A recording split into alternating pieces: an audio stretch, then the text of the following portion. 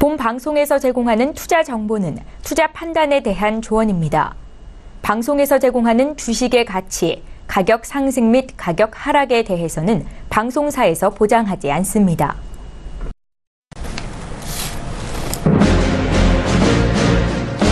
네, 안녕하세요. 해외선물의 시즌2 MC 김은혜입니다. 자, 이번 주도 특별한 강의로 일주일 동안 여러분들을 찾아갈 예정인데요. 자, 오늘은 한 주의 시작인 월요일입니다. 오늘 강의해 주실 분은 아주 특별한 분을 모셨습니다. 2시간 동안 함께 할 텐데요. 여러분들이 많이 궁금해하고 또 보고 싶어 하시는 선재 트레이더를 오늘은 모시고 2시간 동안 함께 하도록 하겠습니다. 그렇다면 먼저 저희가 만나 뵙기 전에 먼저 화면을 통해서 소개를 해 드릴 텐데요. 저희 프로그램에 있어서 고지를 도와드리도록 하겠습니다. 저희 해외 선물의 신을 통해서 제공되는 정보는 상품의 정보와 가치를 보장하지 않는다는 점 다시 한번 고지 도와드리도록 하겠습니다. 자, 그렇다면은 오늘 특강을 함께 해주실 분을 먼저 화면 통해서 소개를 합니다.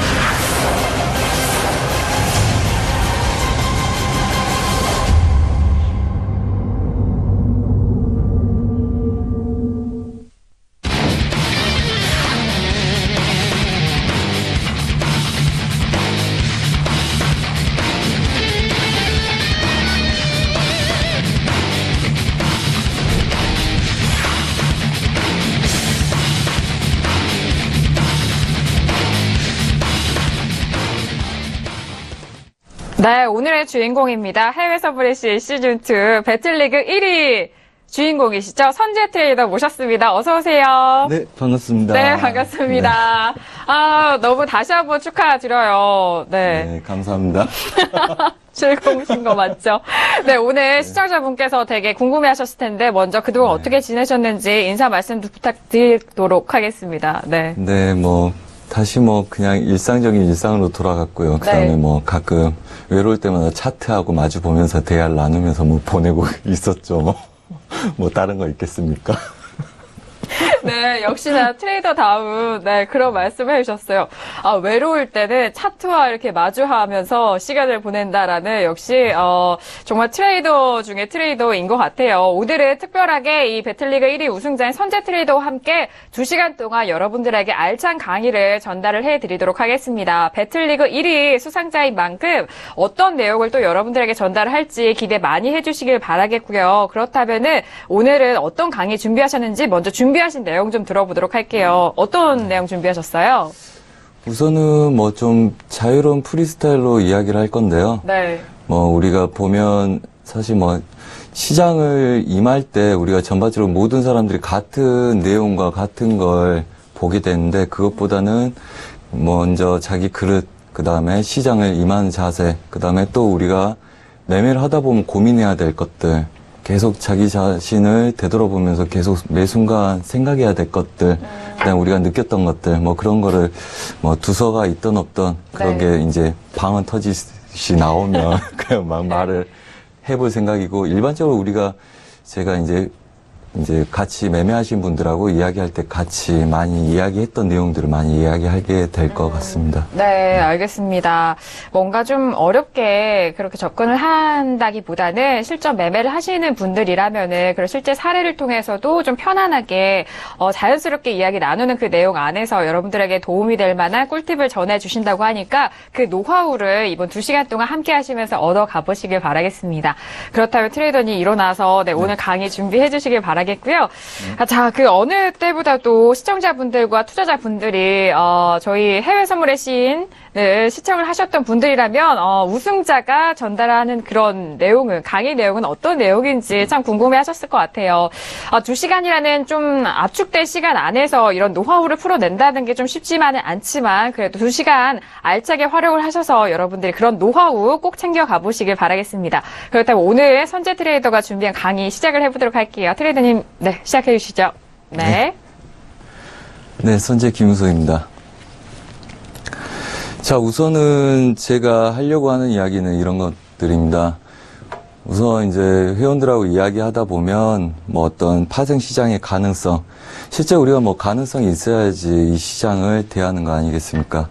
그다음에 기법 및 검증법에 의해, 그다음에 보조 지표의 허와 실, 그다음에 분봉과 틱봉, 그다음에 그 본인의 성향과 그릇에 대한 이야기, 그다음에 또 제가 하다가 뭐 했지 이야기가 많이 나왔었는데요. 네. 그거에 대한 실체에 대해서 그냥 질문 받았던 거에 대해서 이야기를 해볼까 합니다. 네. 우선은 뭐 딱딱하게 뭐 정해진 것보다는 뭐 그냥 입에서 나오는 대로 생각나는 대로 이야기를 해서 그걸 또 접목해서 어떤 누군가가 힌트를 얻길 바라는 거고요.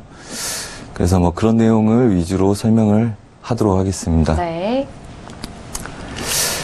자, 우선은 뭐 이번 실제 제가 마지막에 1위 우승을 한 다음에 그 이야기를 했을 거예요. 승자의 모습으로 이 경기를 임하지 못해서 굉장히 후회스럽다는 내용을 말씀드렸는데 실제 그것 때문에 표정이 많이 굳었던 것도 사실입니다. 뭐 그때 뭐 경기가 끝난 다음에 표정이 안 풀렸다 뭐 이렇게 말씀하신 것 같은데 네. 사실은 약간 굉장히 아쉬운 매매가 아니라 약간 후회되는 결과로 임했기 때문에 약간 그런 것 때문에 아쉬움에 표정이 많이 굳었던 건데 우선 뭐 저에 대한 설명과 그 다음에 이 시장에서에 대한 이야기를 하기 위해서 뭐 전반적인 먼저 1, 2부는 우선 PPT로 뭐 그런 내용들 여러 가지 내용을 이야기할 거고요. 그 다음에 시간이 허락된다면 3부에서는 우선 차트를 보면서 그 다음에 시장을 분석하는 데 있어서 필요한 것들, 그 다음에 그거에 대해서 각각의 시점에서의 고민 같은 이야기를 해볼까 합니다. 네. 자, 원래는 제가 선재라는 이름이 먼저 제시했던 사람이다. 그리고 또 선으로 제시하는 사람이다. 그리고 선매매를 하는 사람이다. 뭐, 그래서 닉네임이 이제 다른 전문가들이나 그 다음에 트레이더들이 붙여준 닉네임이 선재입니다, 원래. 그리고 원래는 이제 언론에서는 소개될 때 이제 쌍그리 수익, 그 다음에 전문가를 회원으로 받는 전문가들의 전문가, 그 다음에 차트 설계자다, 그 다음에 틱 검증 전문가다, 뭐 갓선제다 이랬는데 실제 뭐 네. 제가 예전에는 이렇게 뭐 잘했던 것 같아요. 그래서 회원들한테 잔소리도 많이 하고 했는데 실제 이번 예선전하고 매매를 하면서 뭐 그런 매매 나는 신경 안 쓰고 내 마음대로 해볼 거다. 그다음 하기 싫은 거, 안 해도 되는 거, 궁금한 거 그냥 들어가 볼 거다. 네, 맞아요. 그리고 자신 있다. 뭐 이렇게 했는데 결과는 사실 그렇지가 못해서 굉장히 슬펐던 거거든요. 근데 물론 이제 배틀 말고 이제 다른 누적에 대한 이야기겠죠. 근데 이랬던 선재가 그리고 욱하고 날마다 잔소리하고 이럴 거면 하지 마 이랬던 선재가 어느 날 갑자기 매매를 하는데 제가 욱선재에 있을 때는 욱선재라는 별명을 들을 때는 이렇게 이야기했거든요. 하루 종일 포지션 들고 있지 마라. 위험하다. 자, 그리고 익절하면 모호한 구간은 다시 진입하지 마라. 쫓아가지 마라는 이야기죠. 익절한 다음에. 그 다음에 쉬어라. 그 다음에 풀배팅 하지 마라. 그 다음에 익절 대응해라. 그 다음에 수익을 손실로 전환하지 말아라. 뭐 이런 이야기를 했었는데 이번에 제가 이걸 다 했습니다. 이것만 했어요. 네. 경기 도중에 하루 24시간 거의 포지션 안 갖고 있는 경우가 없었고요. 제 기억에는 방송 중에 1분, 그 다음에 4강 올라갔을 때 할 수 없이 그걸 역전을 시켜야 되니까 그때 네. 단 몇 분 제외하고는 계속 포지션을 들고 있었던 거죠. 그래서 하지 말라는 것만 골라서 했던 것 같습니다. 쉬지도 않고 포지션 하루 종일 들고 있고 익절하고 추가적으로 더 갈 것 같은데 하면 또 풀배팅 들어가서 보고 그 다음에 익절 대응하지 않고 수익을 익절도 하지 않고 또 손실로 나오기 시작을 하고 그래서 제가 하지 말라는 짓만 골라서 했죠. 근데 사실은 이렇게 해도 제가 역전할 수 있을 거라는 자만에 빠져 있는 시기가 있었습니다. 근데 어차피 안 되더라고요. 실제 어떻게 해도 안 되고 그걸 어느 정도 느꼈을 때는 이미 본선 누적 수익 경기를 하기 시작했을 때였죠. 그래서 지표전에 무리한 포지션도 갖지 마라. 지표전에도 계속 갖고 있었거든요, 제가. 네. 그래서 올청을 시키고 저 혼자 또 갖고 있고 그거에 대해서 분할 물타기를 하고 네. 그래서 하지 말아야 될 것만 골라서 한 거죠. 굉장히 위험한 매매를 하기 시작한 거죠. 그 다음에 억지 부리지 마라. 분명히 얘네들은 좀 더 치고 빠져도 되는데 왜 안 갈까? 그래. 무너지면 내가 리스크 대응하지. 그냥 궁금하니까 갖고 있어 보겠어. 억지 부리는 거죠. 모든 조건이 맞지 않는데. 근데 그게 결코 수익으로 돌아설 수가 없죠. 그리고 본인이 원하는 그림도 아니기 때문에 결코 알맞게 대응할 수 없는 상황이 왔었습니다. 한마디로 낮은 확률 포지션은 지양하고 하지 말아야 되는데 그거에 대한 억지를 가지고 계속 포지션을 유지하게 되는 거죠. 그러면 이번에 대회를 할 때 뭐 복구의 신? 네. 아유 이런 네. 즐기는 매매? 아유 이런 여유 있는? 하지만 실제로 제가 봤을 때는 사실은 아무 생각 없이 매매한다는 생각이 들었었어요. 어느 순간. 그래, 이대로 끝나면 나는 이제 욕 죽어라 얻어먹겠다. 이런 불안감이 어느 정도 쌓일 때가 있었습니다. 물론 예선 끝나고 본선에 갈 때는 그래, 난데, 선제인데, 복구할 수 있겠지. 2주면 돼. 뭐 그런 생각 가지고 아무 생각 없이 계속 이걸 즐겼단 말이죠. 네. 그리고 즐기라. 여기는 우리가 설명 없이 들어가는 포지션은 의미 없기 때문에 이걸 보고 사람들이 매매하는 건 아니다. 그냥 이 가능성을 즐기자. 자, 실제 이렇게 하다 보니까 어떤 문제점이 발생이 되고 우리가 계속 이야기했던 문제점, 그 다음에 새로운 가능성에 대해서 제가 말을 할 수 있게 되었습니다. 뭐 그때 할 때도 이 문제에 대해서 그러니까 지금 뭐 시청자분들도 듣고 계시겠고 저희 회원들도 있겠지만 실제 뭐 리딩하고 제가 매매하는 거랑 굉장히 다르다고 말씀을 드렸었어요. 그렇다면 그 문제, 그 다음에 실제 가능성, 그러니까 뭐 복구를 할 수 있는 가능성, 그 다음에 만약에 그렇게 매매를 했을 때 어떤 문제점이 있는지 굉장히 할 말이 많아졌던 게 사실입니다. 자, 그렇게 됨으로써 이제 실제 우려하는 상황이 나타났었어요. 방송을 하는데 제가 한번 이야기한 적이 있었죠. 네. 갑자기 지금 리딩 듣고 있지 않은 예전 회원이 어떤 문자를 보냈다. 그래서 제발 즐겨라. 내가 항상 리딩하는 식으로 나도 매매를 해야 되냐. 나도 성향 안 좋다. 나 그냥 나니까 한번 해보겠다. 근데 뭐 그런 내용들이 이런 내용이었어요. 잘 배우고 롤모델로 생각했는데 그래서 본인이 실수한 거는 본인 심리가 부족하다 생각했는데 하다 보니까 어디 올라온 걸 보니까 속상하더라. 너 선재 이런 사람이었니? 뭐 내용이 이거죠. 니한테 배워서 열심히 하고 있는데 너 나 속인 거니? 너는 왜 그렇게 매매하는데? 뭐 이런 내용으로 전 들렸었어요. 네. 그럼 물론 이제 답변을 이렇게 했죠. 그래 믿는 대로 보여줄게. 주말 잘 쉬어라. 신경 안 쓸 줄 알았는데 그래서 이제 최종 우승 퉁칩시다. 뭐 이래갖고 뭐 장난스럽게 잘 끝났는데 이런 이야기를 한두 개 들은 게 아니에요. 계속 들렸습니다. 해외 선물의 신 리딩할 때처럼 매매하지 왜 그 하지 말라는 것. 그럼 뭐 제가 리딩할 때 저 여기 들어가 있습니다. 자, 올청했죠. 대기합니다. 저 이거 깨지면 한 100핀 밀릴 것 같은데 궁금합니다. 저 우선 들고 있을게요. 절대 하지 마세요. 이런 이유로 하면 큰일 납니다. 해놓고 했는데 제가 대응을 못해서 실제 엄청나게 깨먹었었어요. 여러 번 그랬었습니다. 그거 왜 하느냐. 그 다음에 꼬인 것 같던데 뭐 어쩌냐. 이제 계속 이런 내용들이 나오죠. 그 전에 잔소리만 죽어라고 했던 사람이 방송에 나와서 매매 자기 마음대로 멋대로 하고 성적이 좋지 않기 시작했어요. 예선전에서. 그래서 여기는 이제 전문가들입니다. 이 세 분들은 전문가들이고 그래서 뭐 좋은 모습 좀 보여주라 뭐 그런 내용들이죠. 조심스럽게 말씀드린 내용인데 그래서 이제 그때 제가 결정하기 시작했죠. 배틀만은 신경 써야 되겠다. 배틀은. 그렇다면 어떤 걸 목적으로 갖고 매매를 하는데 심리가 흔들리지 않고 그걸 가능하게 할 수 있는 건 기법의 완전함이나 혹은 기법의 믿음 때문이겠죠. 그게 가능하리라고 생각이 듭니다. 네. 자, 그래서 뭐 오히려 방에서도 뭐 이런저런 이야기가 많이 나왔어요. 그리고 그래서 전반적인 이야기, 이런 내용들 때문에 저는 목적을 배틀리그는 우승하겠다.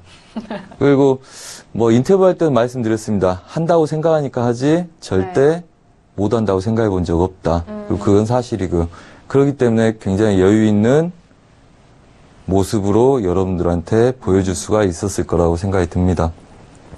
자, 그렇다면 지금 얘네들을 하는 데 있어서 우리가 문제점을 하나 발견해서 한번 보도록 하겠습니다. 한번 저희 HTS 한번 보고 설명을 드리도록 하겠습니다. 네.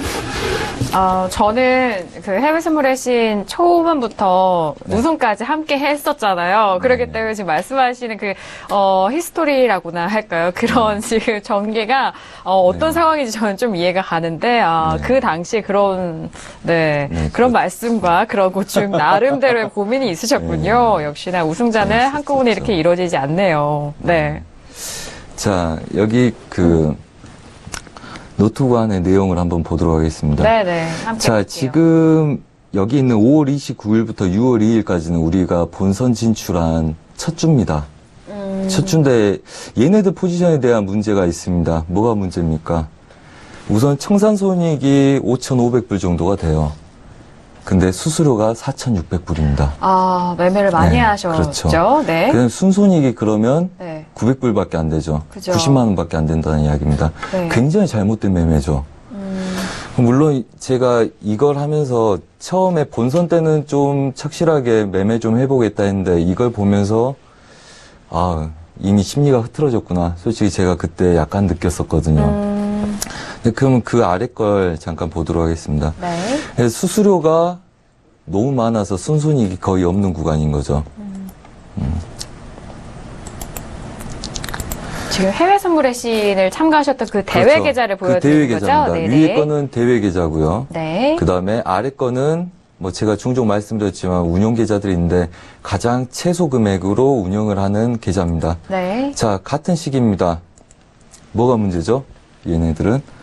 자, 같은 시기에 5월 29일부터 6월 2일까지 매매 내역입니다. 같은 뷰로 같은 사람이 매매했던 내역입니다. 제가 했던 거고요. 네. 자, 얘네들은 수수료가 얼마입니까? 6만 5천 원입니다. 65불. 그러니까 같은 네. 뷰에 위에 계좌는 뭐 예를 들어서 한 5천만 원 있다. 그러면 아래 계좌는 한 1,500에서 2,000 정도 있던 계좌입니다. 회원님들. 실제 가장 적게 증거금이 들어가 있는 계좌니까요. 네. 그럼 얘네들은 청산손익이 대회 계좌는 5,500불. 그 다음에 아래 계좌는 4,500불. 수수료의 차이 때문에 순손익 자체가 달라지죠. 네. 순손익이 위에는 900불, 아래는 4,200불. 자, 그렇다면 같은 뷰를 보고 같은 매매를 하고 해지 매매가 아닙니다. 얘네들은 같은 네이키드 매매를 했기 때문에. 그러면 심리 상태나 본인의 욕심이나 대응 방법에 따라서 이렇게 결과가 완전히 달라질 수 있다는 거죠. 그래서 실제 같은 뷰를 본다 해도 결과는 항상 다릅니다. 회원님들도 아시겠지만 같은 전문가 밑에서 같이 매매를 하는데 결과는 다 다르죠. 맞아요. 네, 같은 사람이 매매해도 이렇게 결과가 달라집니다. 심리 상태에 따라서. 자, 그렇다면 원래 얘네들은 어떤 상태로 돼야 되냐면 실제 일반적으로 지금 대회 계좌도 계속 그 이후에 운영을 한 번씩 했습니다. 특히 이번 주에 제가 강연회가 있어서 강연회 할 때는 보통 일주일 전 거 매매 내역을 제가 공개를 하거든요. 그래요? 이제까지 그래와서 이제 이번에는 좀 신경을 썼죠. 이제 거기서 눈을 보고 하니까 대회는 나 몰라라 하면 되지만 여기서 네. 눈을 보니까 잘못된 걸 보여드리면 그렇죠. 네. 그 얘를 동영상을 뜬 이유는 조작에 대한 문제가 있고 그 다음에 실계좌인지 아닌지 여러분들이 확인하실 수 있기 때문에 좀 시간이 걸리더라도 동영상으로 떴습니다. 자, 그렇다면 얘네들은 뭐죠? 기본적으로 보시면 네. 아이고 잠시만요. 자, 원래 일반적으로 일주일 동안 매매를 하게 되면 또 얘네들은 똑같죠. 위에 거는 11,000불 일주일 동안, 네. 아래 거는 32,000불. 그래서 실제 뭐 얘네들 포지션이 정리가 안 돼 있는 거는 뭐 오늘 수익으로 다 전환을 해서 나오긴 했습니다. 이따 결과는 뭐 잠깐 보여드릴 건데요. 근데 얘네들 이렇게 보면 수수료가 일반적으로 10분의 1이 안 넘어갑니다.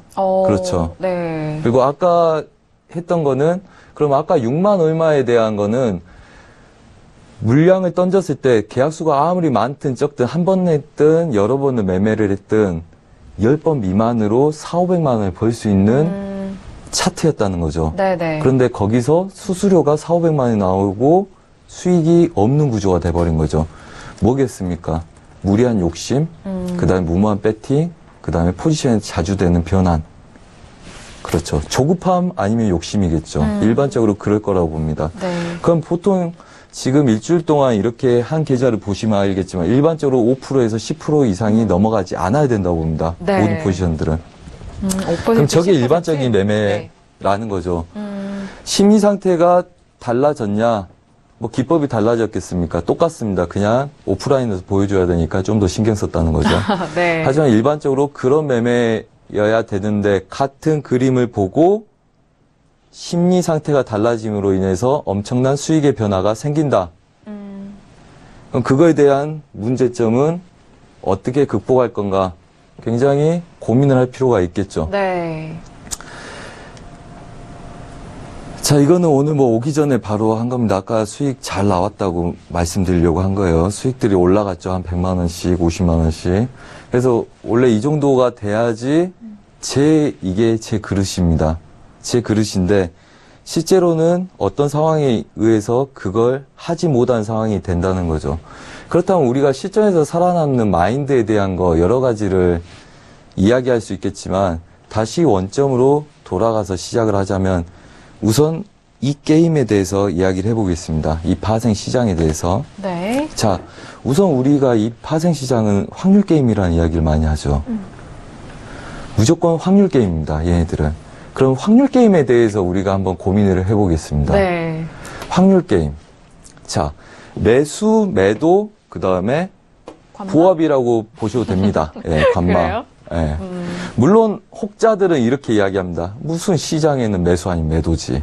자, 하지만 분명하게 시장은 매수, 매도, 보합이 있습니다. 보합권이 50핍 내외든지 100핍 내외든지 네. 하게 되면 어차피 보합에서 개인들이 가장 많이 당합니다. 실제 추세인지 알고 쫓아가다가 어렵죠. 죽고. 네. 당연하죠. 네.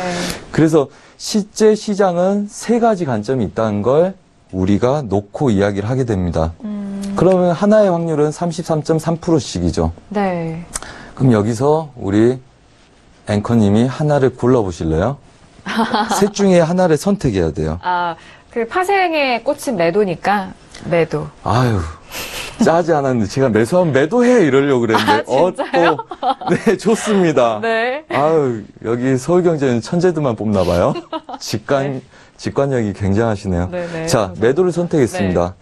자, 그런데 어느 순간 나는 매도를 선택했는데 매수는 아닌 것 같아요. 그리고 괜찮은 것 같아요. 혹은 제가 매수 하나를 없애드렸습니다. 네. 혹시 이거 확률 게임으로 할 건데 앵커님이 이거 바꾸시겠습니까? 선택의 여지를 다시 한번 드리겠습니다. 확률 게임 합니다, 우리. 전 바꾸실래요? 그냥 그대로 갈래요. 그렇죠. 네. 저도 그러고 싶습니다. 네. 보통 일반적으로 그대로 갑니다. 네. 특히 우리 한국 사람들 그대로 잘 가죠. 왜? 왜 그렇습니까?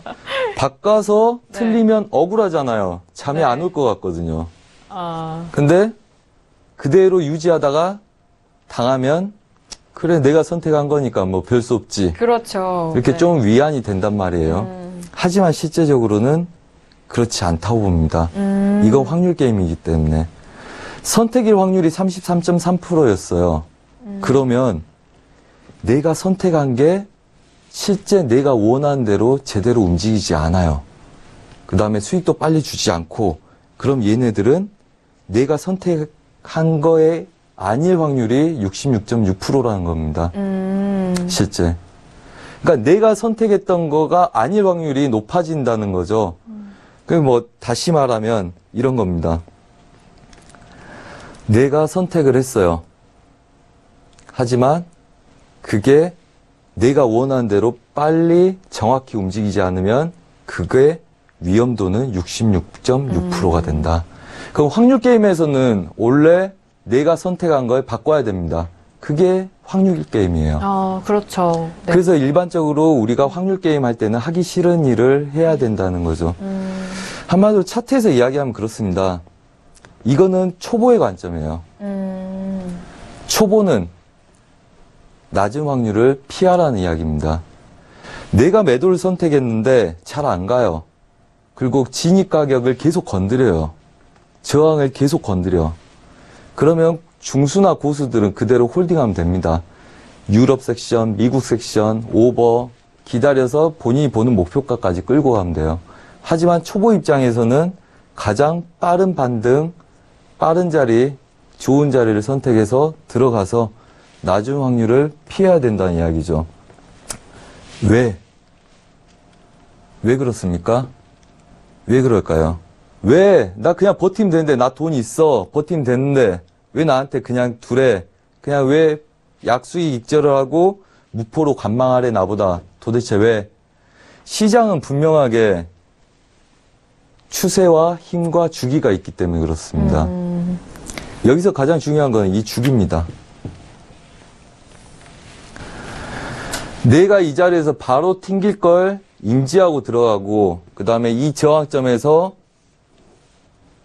바로 갈지 알고 들어갔는데, 혹은 뚫린 다음에 지지력에서 추세를 잡았는데, 여기서 바로 잡았는데 안 튀어요. 계속 여기서 보합 뛰고 있어.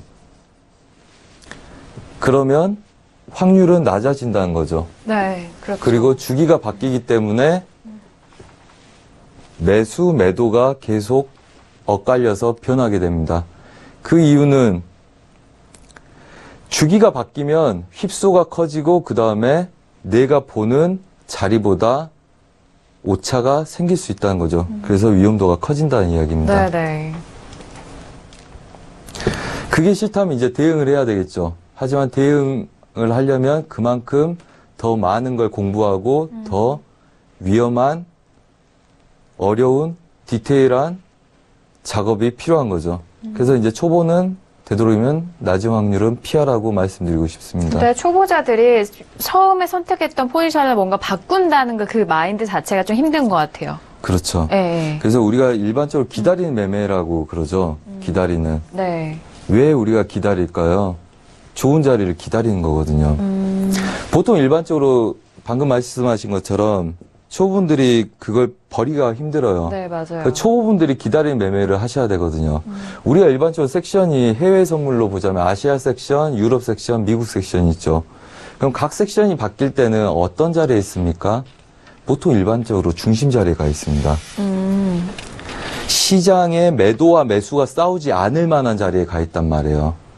이게 저가에 가 있거나 고점에 가 있어야지 변곡이 생기기가 쉬워요, 회원님들. 하지만 여러분들이 일반적으로 접하는 자리, 그 다음에 가장 오래 머물러 있는 자리는 중심 자리입니다. 시장의 평균 가격. 그렇기 때문에 사람들은 기다렸다가 너무 낮은 자리에서 매수, 너무 높은 자리에서 매도를 기다리는 거죠. 그게 그래서 초보 매매라는 겁니다. 기다리는 매매, 초보는 기다리는 매매를 해야 되고 빠른 변화를 추구해야 된다. 뭐 말씀하셔서 말씀드린 거예요. 네, 감사합니다. 네. 그리고 다시 이야기를 하자면 네. 우리가 일반적으로 말하는 첫 번째 원칙은 선택과 집중이고 내가 매수를 할 건지 매도를 할 건지 그 다음에 두 번째 원칙은 대응입니다. 손절을 할 건지 익절을 할 건지 분할을 할 건지 오버를 할 건지 그 다음에 가장 중요한 거죠. 승패를 결정하는 마지막 원칙. 제일 지키기 힘든 거. 저 두 가지 지키는 거. 사실 이 두 가지를 지키지 않더라도 나는 괜찮을 거다. 그런 자세로 대회에 임했는데 택도 없는 중간 과정을 거쳤죠. 그래서 솔직히 저도 느낀 게 많습니다. 하지만 이게 가장 지키기가 힘들어요. 선택과 집중하고 그 다음에 대응. 이 원칙을 정해놓고 그걸 지키는 게 너무너무 힘듭니다. 하지만 그걸 지켜야 된다는 거죠. 자, 우리가 그렇다면 저 원칙과 기준을 정하는 거는 기법이라고들 말을 합니다. 우리들이. 그럼 도대체 기법이란 건 뭡니까? 회원님들. 여러분들 기법 항상 기법 밝혀달라 그러죠. 강연회 하면 기법 밝혀달라 그럽니다. 네. 모든 기법들은 70~80% 가격 지표가 있고 보조 지표가 있고 그 다음에 또 어떤 심리적인 기법이 있을 거예요. 그 기법들은 지키면 확률적으로 수익이 난다는 걸 압니다. 그렇기 때문에 우리가 기법이라고들 하죠. 일반적으로 통용되는 추세 심리를 판단할 수 있는 것, 이걸 저는 기법이라고 생각을 합니다. 그리고 남들이 아는 많이 적용되는 원칙의 장단점을 정확히 이해하는 것, 저는 이게 제일 중요하다고 봐요. 뭐 가끔 사람들이 이렇습니다. 어디서 보도 듣도 못한 거, 아 그거 뭐 잘 맞는 것 같아요. 후행적으로. 아 그거 대단한 것 같아요. 하지만 우리가 시장을 움직인 게 아니지 않습니까? 그렇죠? 어차피 세력들이 움직이고 보통 일반적인 심리를 이용한단 말이에요. 그럼 남들이 가장 많이 하는, 여러분들이 왜 추세합니까? 회원님들. 남들이 인정하는 걸 따라가는 게 추세죠. 네. 그럼 남들이 많이 아는 거, 그거에 대한 장단점을 이해하고 정확히 파악하는 게 기법의 완성이겠죠. 실제로 그러면 단점을 잘 아는 게 완성입니다. 회원님들이 왜 시장에서 힘들어합니까? 뭐 양봉이 있으면 매수, RSI가 들면 매수, 네. 과매도권에서 들면 매수, 뭐 다 이렇게 하면 됩니다 이러죠. 네. 근데 그거의 단점을 아무도 이야기 안 해줘요. 그걸 듣기 싫어하니까. 이게 확률이 80%입니다. 나머지 20%대 엄청난 리스크가 발생할 수 있습니다 하면 다들 그걸 왜 가르쳐줘? 그걸 왜 해? 근데 모든 기법들이 이 정도 수준입니다. 기법들은 다 60, 70%가 맞아요. 여러분들이 보조지표 한번 모의로 테스트를 해보세요. 시뮬레이션을 돌려보시면 62%에서 75% 정도의 확률이 나옵니다. 실제 모든 네. 지표가. 그러니까 모든 지표를 보면 다 후행적으로 다 맞는 거죠. 그렇죠. 근데 그에 대한 단점은 잘 나오지가 않습니다. 책에도 나오지 않고 그 누구도 기법을 설명하면서 그에 대한 단점을 말하지 않습니다. 이 단점, 20%의 단점 때문에 다들 손실이 나기 시작하는 거죠. 그렇다면 제가 또 여기서 첨부하고 싶은 거는 미리 판단할 수 있는 잘 맞는 것. 여러분들은 분석하지 마라 그래요. 사람들이. 분석하지 말고 소설 쓰지 마라. 근데 제가 이야기합니다. 요즘 미리 분석하는 게 잘못됐다 말하면 요거도 듣습니다. 회원님들. 불과 3, 4년 전만 해도 미리 예상해서 분석하는 거 잘못된 거다. 누가 그렇게 하냐 하지만 요즘 다 미리 분석합니다. 미리 예상한다는 이야기죠. 그러면 어떤 보조지표나 어떤 수식을 보고 그 다음에 어떤 걸 그림을 판단하는 건 미리 판단 분석하는 것이 잘 가는지 보는 거예요. 그리고 내가 예상한 거. 매수를 한다는 건 뭡니까? 매수라고 판단하는 거예요, 미리. 매수일 거다, 이 자리에서. 근데 거기서 좀 더 앞서면 이 파동이 이런 식으로 갈 거다, 이렇게 갈 거다. 그걸 예상하고 분석할 수 있는 게 기법이라는 거죠. 그리고 그게 맞지 않을 때 손절, 익절 대응 하는 거고요. 그렇다면 기법이란 건 단점을 파악하고 미리 앞서 분석할 수 있는 게 기법이다. 이렇게 말씀을 드릴 수 있을 것 같습니다. 자, 그렇다면 여기서 단점에 대한 이야기를 한번 했었죠. 네. 그럼 뭐 작은 예를 한번 들어보겠습니다. 작은 예. 자, 일반적으로 여러분들이 초보 때 많이들 하시는 게 이거겠죠.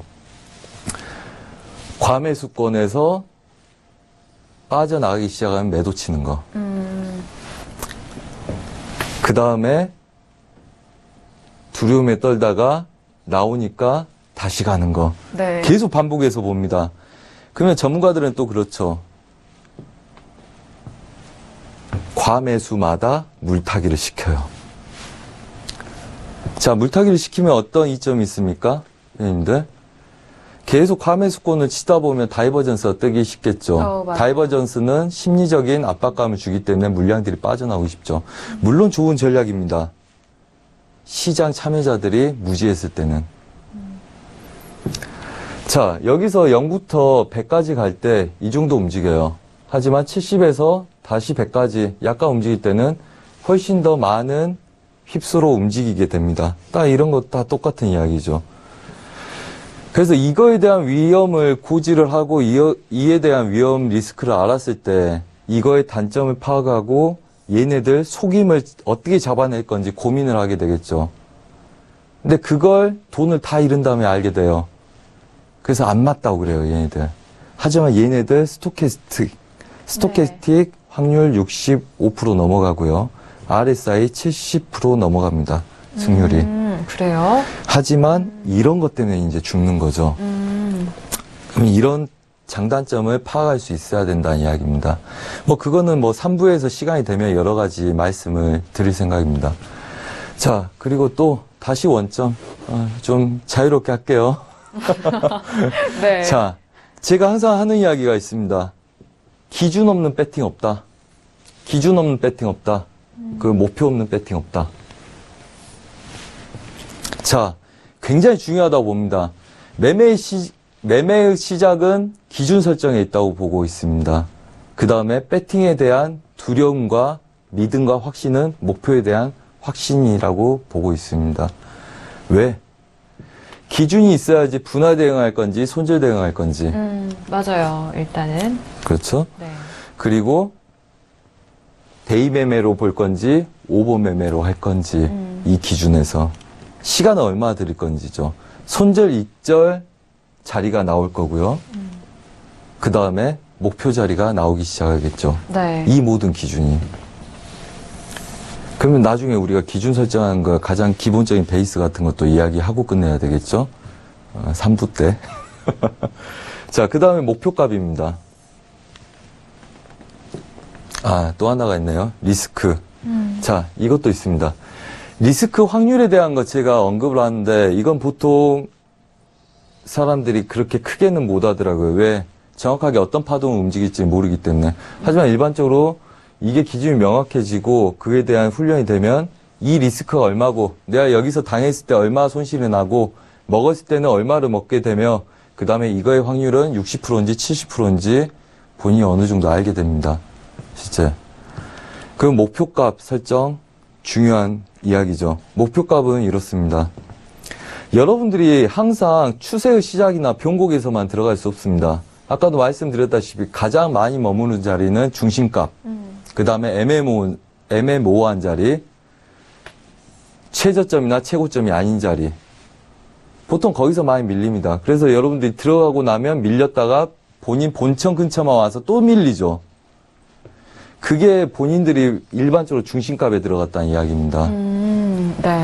그 목표값을 설정을 하게 되면 여기서 여기까지 가요. 근데 중간에 있어, 애들이.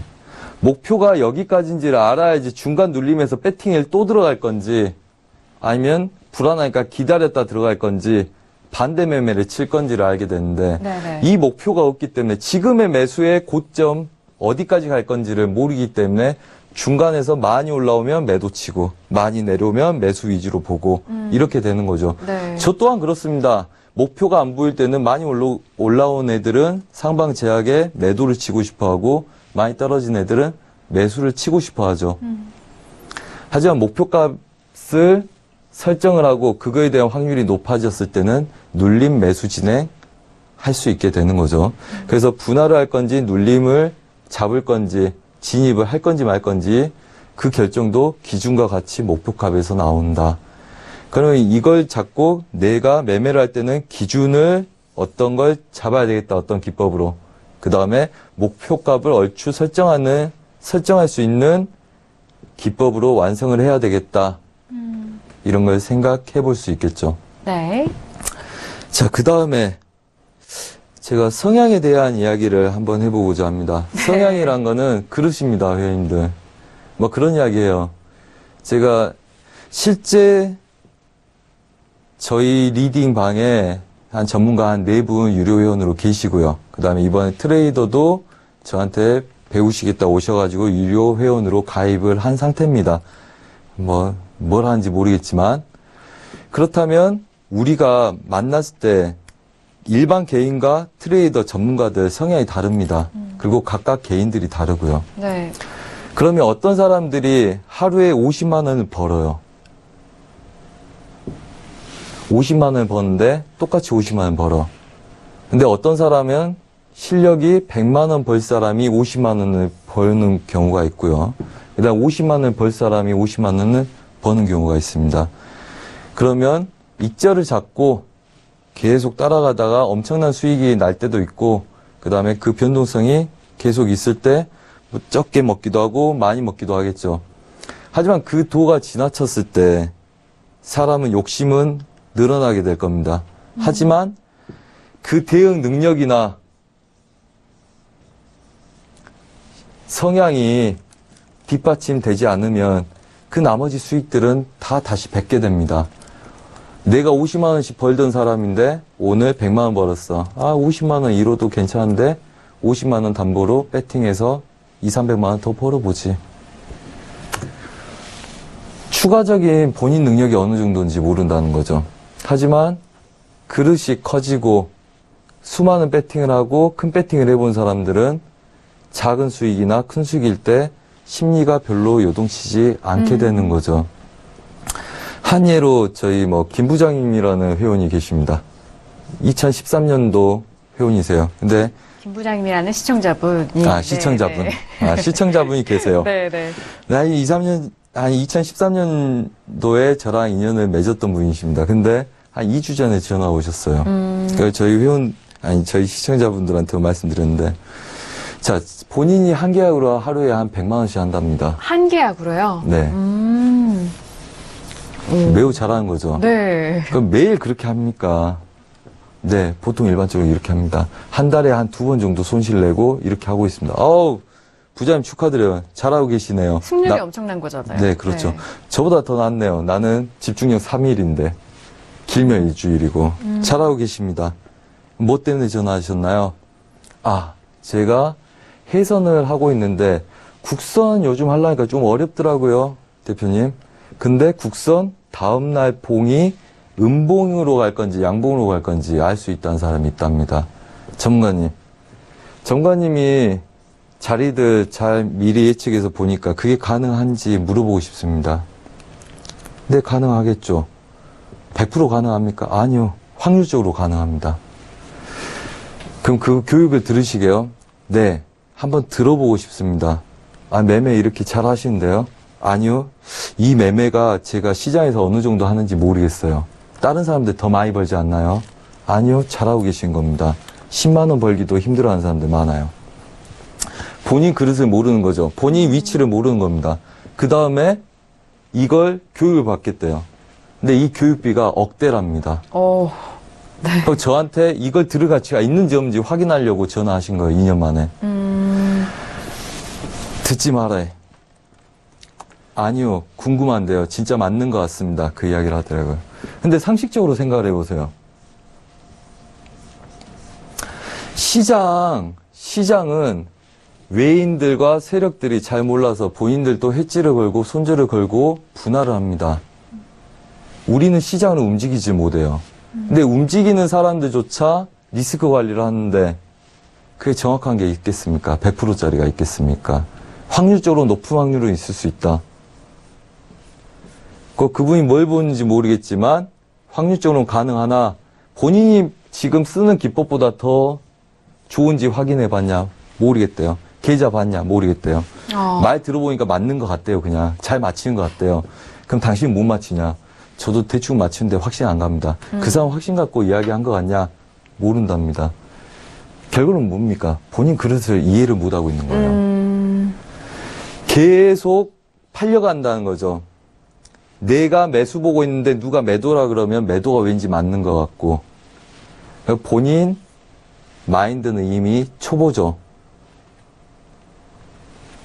본인 실력에 비해서 마인드는 왜 이렇게 초보입니까? 제가 그랬습니다. 그래서 본인 성향이나 그릇을 잘 알아야지 어떤 쓸데없는 거에 휩쓸려 가지 않는다. 그래서 그걸 알아야지 본인 실력을 10분 발휘할 수 있을 거다. 이렇게 말씀드립니다. 시간이 어떻게 되죠? 지금 이제 한 2분 정도의 시간이 있습니다. 네. 이제 마무리를 좀 슬슬 해주셔도 될 것 같아요. 네네. 자, 그렇다면 우선 여기서 이렇게 말씀드리고 싶습니다. 아까 말씀드렸다시피 초보는 기다리는 매매를 하고 익절을 잡아간다. 수익을 손실로 나오지 말라는 이야기입니다. 초보 때는. 중수는 방향을 보고 매매를 한다. 그 다음에 본인이 정한 손절, 익절, 원칙 대응을 한다. 고수는 마음대로 해요. 그 사람 본인이 알아서 하겠죠. 자, 대응 매매를 하라는 겁니다. 대응. 시장에 대한 대응. 본인 리스크를 감당할 수 있는지 없는지 즉각 반응해서 대응하라는 겁니다. 그럼 우리 뭡니까? 처음에는 기다린 매매를 해야 되고 익절 잡는 매매. 그 다음에 중수가 되면 길게 보는 매매. 파동을 견디면서 길게 보는 매매. 그 다음에 원칙을 지켜가는 매매. 뭐 이 정도로 말씀을 드릴 수 있을 것 같습니다. 네, 알겠습니다. 일단 성향까지 좀 들어봤는데 앞서서 좀 승률이 높은 한 투자자의 사례를 말씀을 해주셨는데 그릇은 그렇게 크지만 마인드 자체는 그런 소문에 좀 마음이 쉽게 흔들리는 그런 마인드를 가지고 계셨다라는 사례로 그릇에 대한 부분 그리고 성향에 대한 부분도 함께 설명을 드렸습니다. 항상 뭐 투자자분들이나 트레이더분들이 말씀하시는 그 가장 중요한 요점이 마인드 컨트롤이라든지 그런 성향에 대한 부분이었는데 그 부분에 대해서 조금은 심도 있고 좀 가깝게 체감할 수 있는 그런 사례로 이번 강의를 풀어주신 것 같아요. 그리고 해외 선물의 신 시즌2를 예선전 때부터 함께 하시면서 그리고 또 우승까지 하신 그 사례를 바탕으로 시청자분들이 좀 알기 쉽고 편하게 이해가 가능하게 그런 이야기로 좀 풀어주신 것 같은데 저희 10시에서 시작한 1부 1강 강의는 여기서 잠시 마무리하겠고요. 잠시 후 2부에서 선제 트레이더의 강의 계속해서 이어가 보도록 하겠습니다. 자, 1부 여기서 마무리하겠고요. 잠시 후 2부에서 선제 트레이더와 다시 돌아오도록 하죠. 감사합니다.